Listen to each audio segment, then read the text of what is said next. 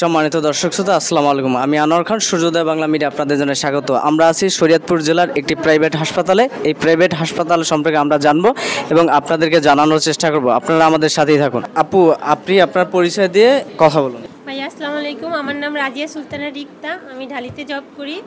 আমাদের এখানে 24 ঘন্টা সেবা দেওয়া হয়, আলট্রাসোনোগ্রাম, ইসিজি সব কিছুই হয়। আমাদের এখানে সপ্তাহে 5 দিন ডাক্তার থাকে, শনিবার আর মঙ্গলবার বাদ।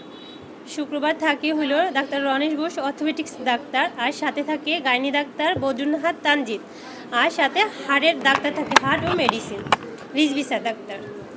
আর সোমবার থাকে হলো ডাক্তার নাসির উদ্দিন আহমেদ, সে হার্ট ও মেডিসিন। আর বৃহস্পতিবার থাকে হইলো সৈয়দা শাহিনুর নাজিয়া গাইনি ডাক্তার, সন্ধ্যা 6টা থেকে যতক্ষণ মানে পেশেন্ট থাকে ততক্ষণই থাকে। আপনি এখানে রিসিপশনে আছেন, এখান থেকে যখন রোগী এখানে আসার পরে তার সাথে আপনার আচরণটা কেমন হয়? সৌহার্দ্যপূর্ণ আচরণ হয় নাকি তার সাথে অনেক সময় বিরক্তি বোধ হয়? আপনি কথা না না, অবশ্যই ভালো ব্যবহার করা উচিত, কারণ তারা তো বুঝে না। তাদের বুঝায় নেওয়াটাই, ভালো সেবা দেওয়াটাই আমাদের কাজ, কারণ তাদের বুঝায় শোনায় আমাদের অন্য অন্য রুমে দেওয়াটাই আমাদের হলো কাজ। যখন এখানে প্রাথমিকভাবে জয়েন করেন, সেখানে আপনাকে কি প্রাথমিকভাবে কোনো প্রশিক্ষণ দেওয়া হয়েছে, বা এই হাসপাতালে কিভাবে আপনি দায়িত্ব পালন করবেন সেক্ষেত্রে আপনাকে কোনো প্রাথমিকভাবে কোনো প্রশিক্ষণ দেওয়া হয়েছে?